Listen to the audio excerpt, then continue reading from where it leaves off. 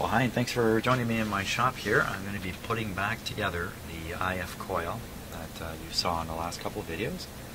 I'm going to install it back in the radio, and then we're going to try, and install the correct, required, let's put it that way, required size of capacitor, since I've removed the one that's built into the IF. And we're going to see if the fading problem has faded. So it should be a pretty straightforward process, really. Now I marked this very smartly. There it is. I marked this. Of course, I didn't mark it in the radio before I pulled it out, because I'm not that smart. Let's see if we can pop that back in. Make sure the little cardboard tube is lining up here. There we go. Just going to hand squeeze it here. Good and tight.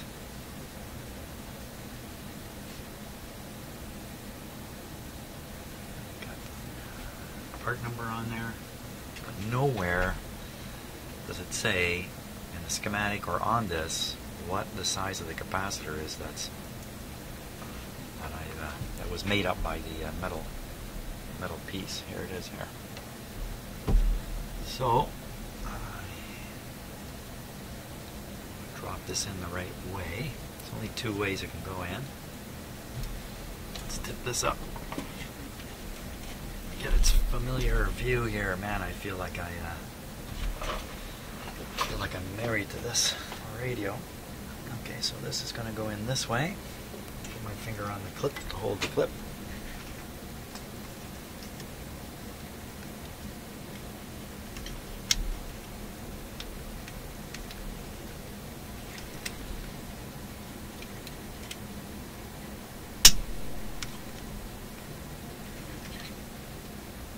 Make sure the clip is grabbing on all sides here. Goes one. There it is. Back in. Wow, what was I so scared of all this time? Well, the fact is, I did not have the capacitors necessary to repair this until just now. So I'm a little embarrassed to say a lot of that poking around, which was lots of fun. Obviously, well, you know what, better not say anything. Don't say anything until it's working properly. Then I can say all kinds of stuff. So, let's take a look at the wires in here. I'm hoping that even though I cut them, I can reconnect them without too much trouble here. That one will go, this one will go, and this one too has, can get back on there. Perfect.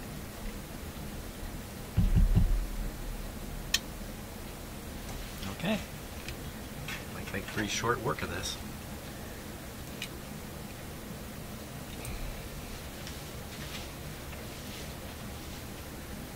Now, I was pretty happy with the microscope stuff I did with my junky old microscope.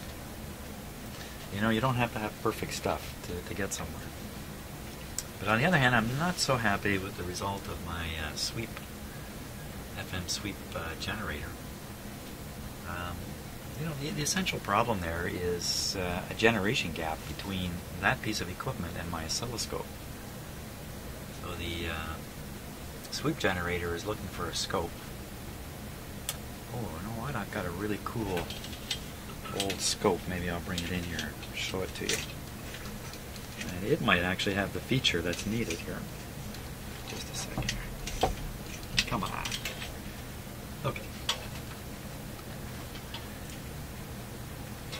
That feature being the scope's ability to use just ordinary 60 cycle line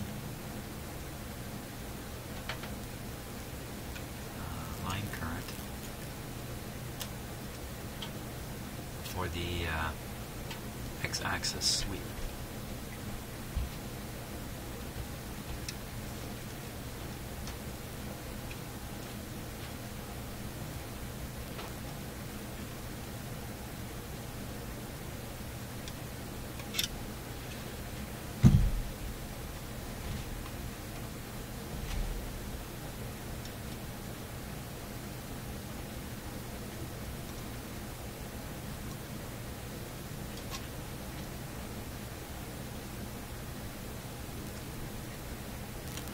Hey, let's talk about the weather. I'm Canadian, so I love to talk about the weather.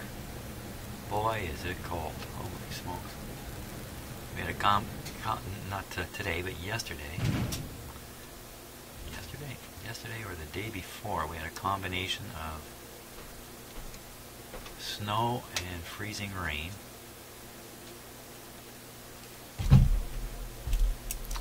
So out in my yard now, I've still got the snow that fell in January, early January. Yeah, that's a very bad soldering technique you just saw me do there.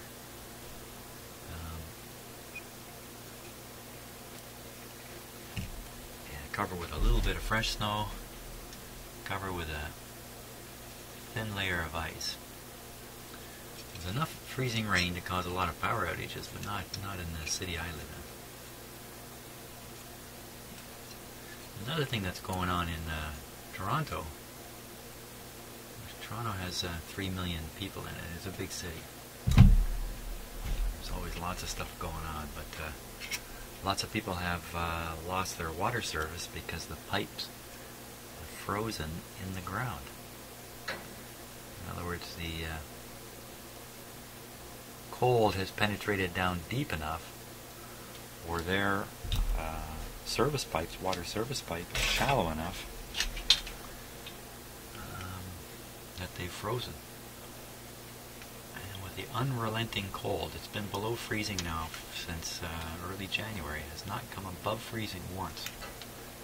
Come close a couple times, but not quite. The cold has penetrated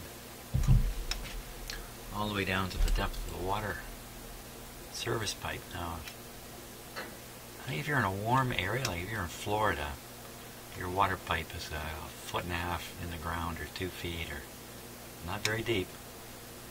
But up here, water pipes are sunk about 6 feet into the ground. That's really deep. And the idea is at 6 feet in the ground, the frost will never reach them. And you'll never have frozen water pipes. And it's the first time I've heard of it happening. I think it's a few hundred homes anyway in Toronto.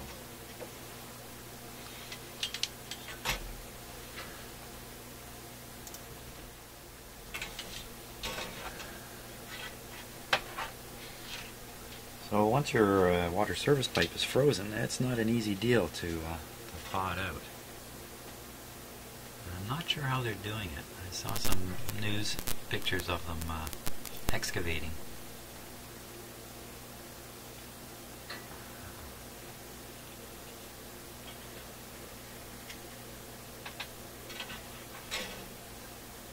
I'm not sure what you do once you excavate it, because now you've let the cold come right down through the excavation. Oh, geez, scared myself. There was an old technique that was used I read about years ago. I just fire very heavy currents down the water pipe. So you bring a cable in the house and get on the water pipe outside somehow, I don't know how. And you just pass a heavy current down the pipe, it heats it up and melts the water, away you go. So lots of people in Toronto, that didn't do well. Lots of people in Toronto are leaving their water running all the time now. So you just leave the cold, just open the cold tap a little bit, let a stream of water come down. As long as you're bringing in fresh water, it's going to be above freezing. Keep your pipe from freezing. So that's what's happening. This guy did not go.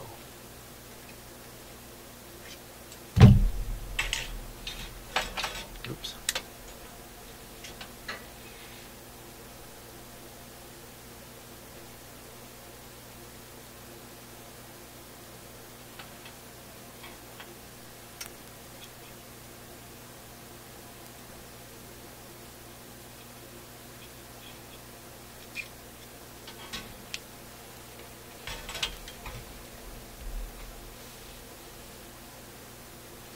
Okay.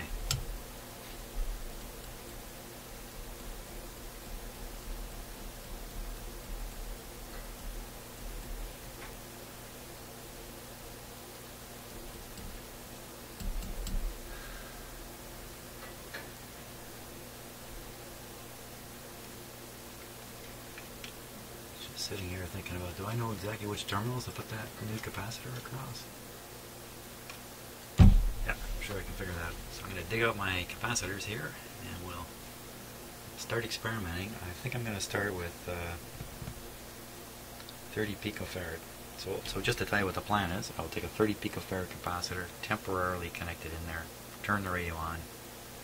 Hey, wait, I can do this a better way. Why don't I just turn the radio on, take a 30, put it on there, see what happens.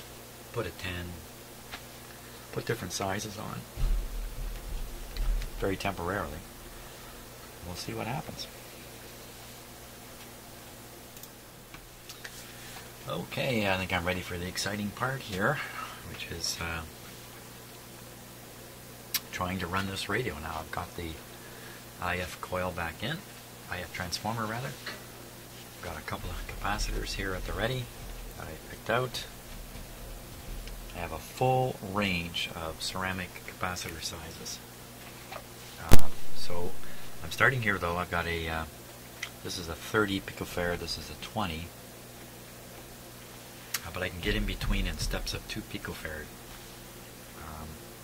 Try to narrow it down. I don't know that it's in between. It may require something bigger, it may require something smaller. I don't really know. I think I'm going to start with the 20. And what I'm hoping to do, this is kind of crazy, is just hold it, make contact to those pins.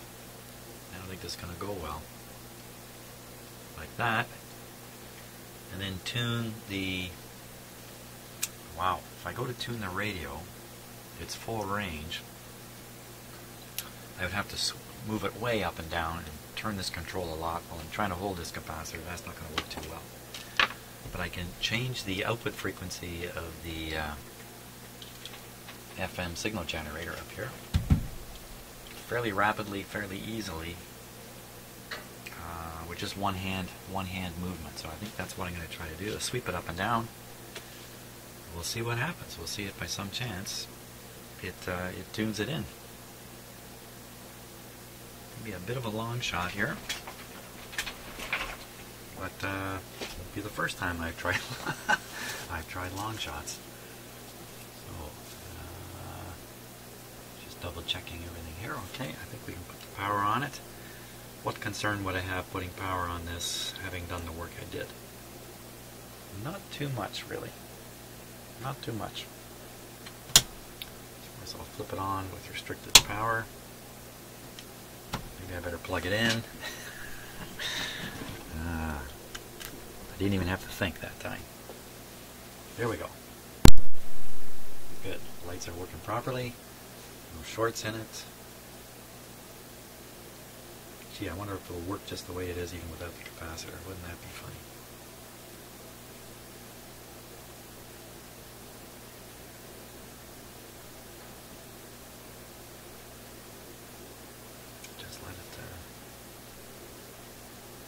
I can always flip it to AM to make sure it's working.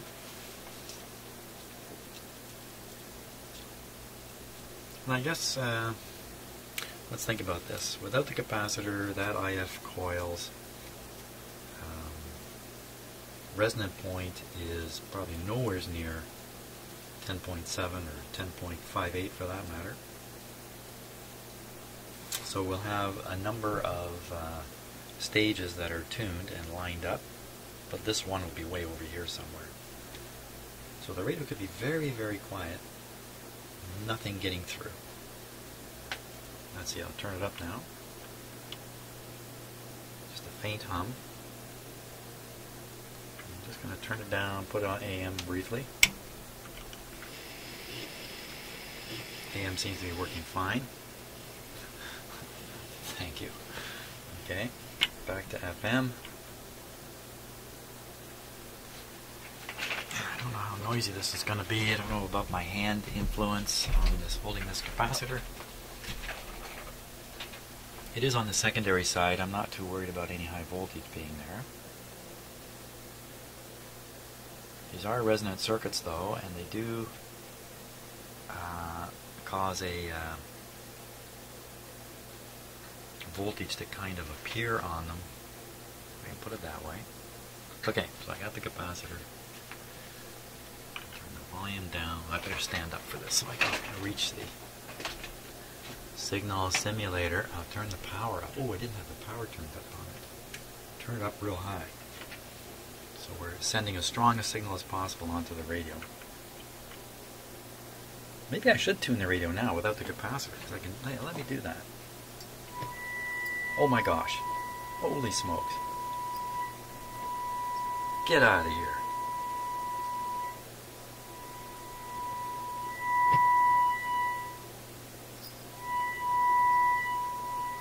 Okay, it seems to be coming in two places, but there you can see my hand. They're very close together. One much louder than the other. So you know what?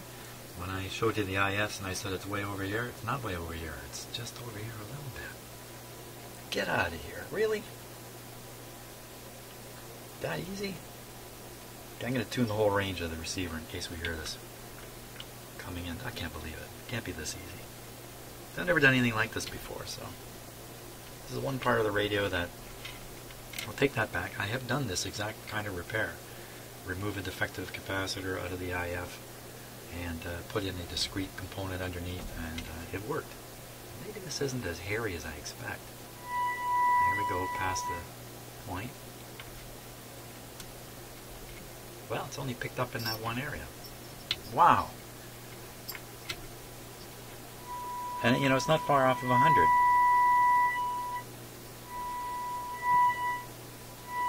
I'm stunned.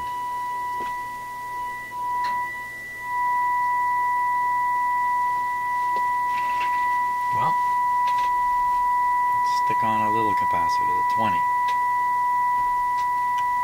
I do have the radio opened up, like volume up pretty high, but I'll turn it down. There we go.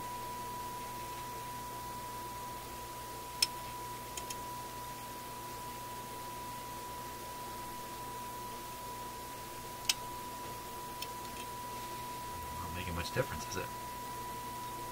Okay, let me tune the signal generator.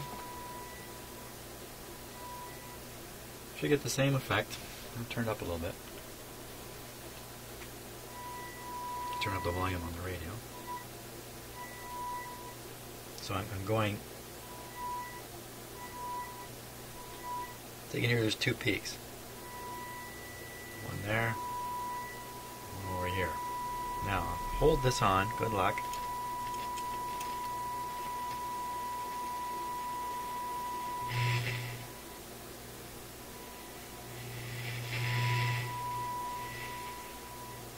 I'd say there's three peaks in there now.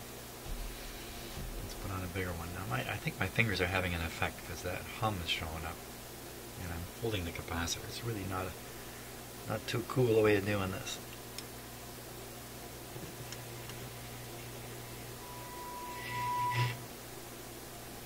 That's a little different. Going across. Ah.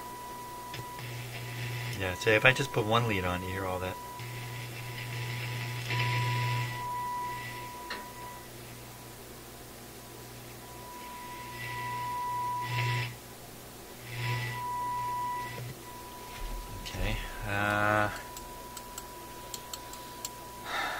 If I try to hold it with a pair of pliers, that doesn't sound like the best idea either.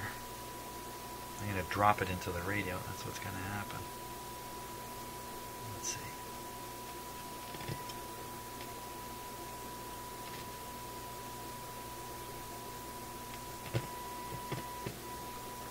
Okay. Don't have that hand effect.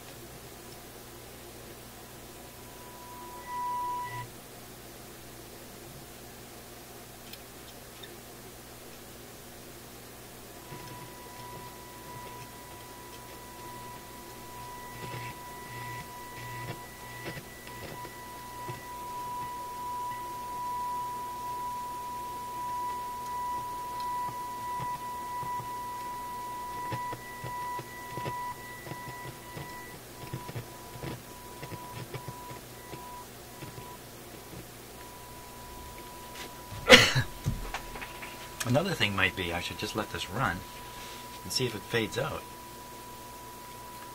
That's a pretty good idea, even without the capacitor.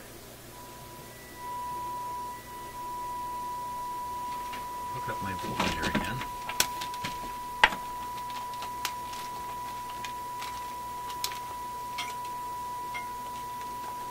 I'm getting the impression I've been afraid of nothing when it comes to doing this kind of repair.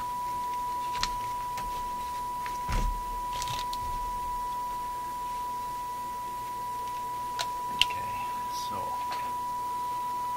first the ground. Boy, if I just move that clip lead the wrong way, I'll short right on those capacitors. Won't that be exciting? Make for a good video. Make me jump across the room too. Okay, and then this goes on the top of that. I think it's called an averaging capacitor.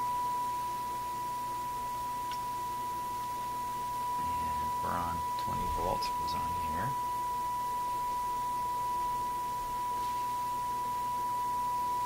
Let me tune that for max.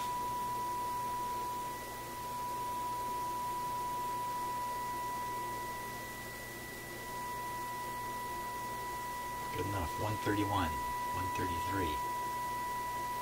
Now, the question is, well, you know what? I don't have this on full voltage either, full power. Let's put it on full power.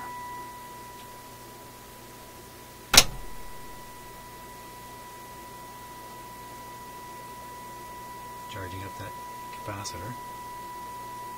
I believe this is called an averaging capacitor because it forms a voltage that then becomes the voltage against which the two legs of the ratio detector develop their output voltage. Something like that. And something like that.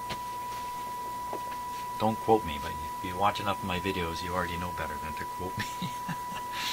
Quote me on stuff. 530, so I'll write that down. I'm feeling pretty hopeful here. Don't you change too much. Now that could be just the power line voltage going up and down a little bit. You know, a few hundredths of a volt doesn't mean anything.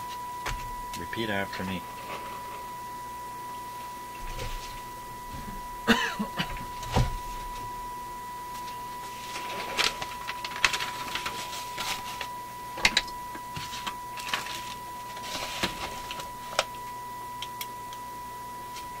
Minus 5.26. And the time is 9:10 in the evening.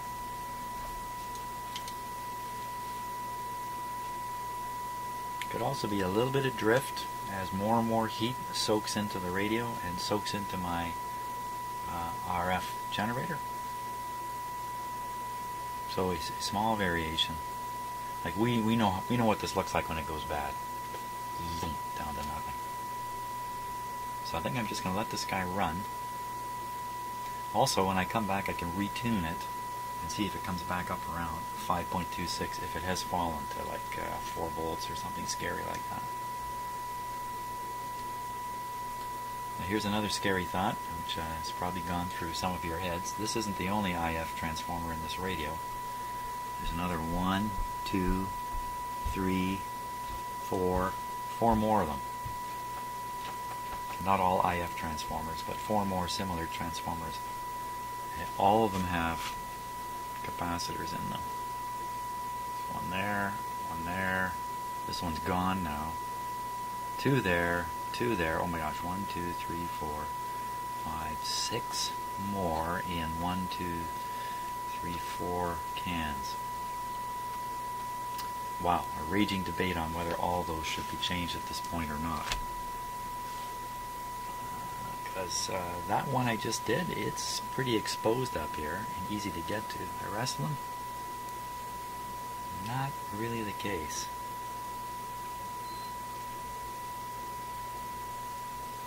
Okay, so we're at 526. I will retune it, see where we end up.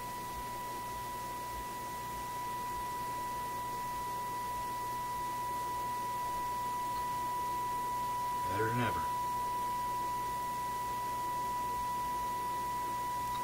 5.9. So we'll say minus 5.9, and it's just 9:12, a couple minutes later. That's pretty reassuring. Okay, let's just leave her running.